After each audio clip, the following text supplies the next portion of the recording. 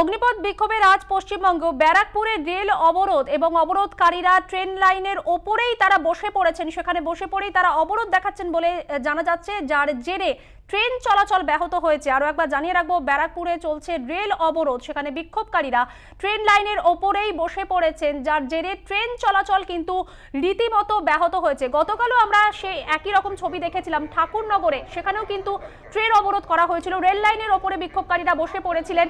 Police এসে ঘটনাস্থলে police এসে তারা পরিস্থিতির সামাল দেয়। আজও কিন্তু সেই একই ছবি দেখা যাচ্ছে।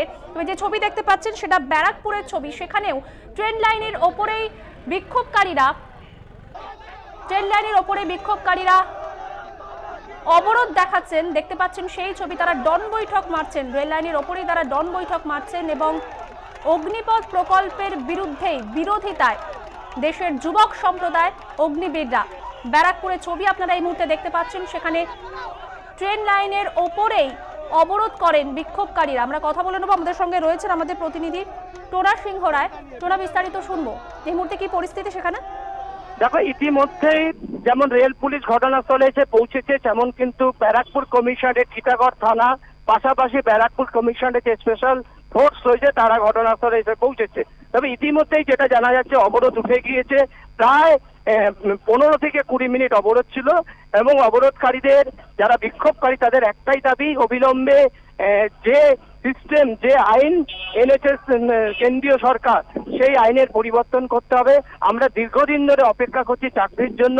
এই ক্ষেত্রে বয়সের একটা সীমা দেওয়া হয়েছে, সেই সীমার এখতিয়ারের মধ্যে কিন্তু আসছে না। সে কারণেই বলছি, আমরা আশা করেছিলাম যে আমরা আর্মিতে চাকরি করব, সেই আশা আমাদের অনেকটাই ভঙ্গ করছে। এই আইন পরিবর্তন করতে হবে, এই দাবিতেই তারা কিন্তু আজকে অবরোধ করে এবং তারা জাতীয় পতাকা নিয়ে তারা কিন্তু এই অবরোধ করে এবং তারা বলে অবিলম্বে যদি এই আইন প্রত্যাহার না করে আগামী দিনে কিন্তু তারা বড়সড় আন্দোলনে যাবে। তবে ইতিমধ্যেই রেল পুলিশের তরফ থেকে বিক্ষোভকারীদের কয়েকজনকে আটক করা হয়েছে এবং আটক করার পরেই কিন্তু তারা অবরোধ তুলে নেয়। মানসী, অনেক ধন্যবাদ টোনা। কথা বলছিলাম প্রতিনিধি টোনা সিংহ রায়ের সঙ্গে।